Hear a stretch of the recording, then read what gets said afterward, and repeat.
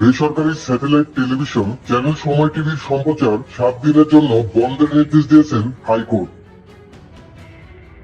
সোমবার বিচারপতি নাইমা হায়দার ও বিচারপতি শশাঙ্ক শেখর সরকারের সমন্বয়ে গঠিত হাইকোর্ট বেঞ্চ এ আদেশ দেন।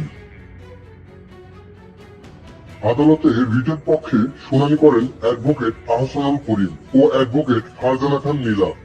আদালতের সিটি গ্রুপের পক্ষে ছিলেন জ্যেষ্ঠ আইনজীবী আহসানুল করিম।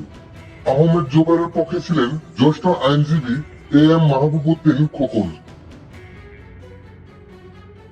গত 14 আগস্ট সময় টিভির এমডি ও সিও পদ থেকে আহমেদ জোবারকে অপসারণের বৈধতা চ্যালেঞ্জ করে আদালতে আবেদন করা হয়।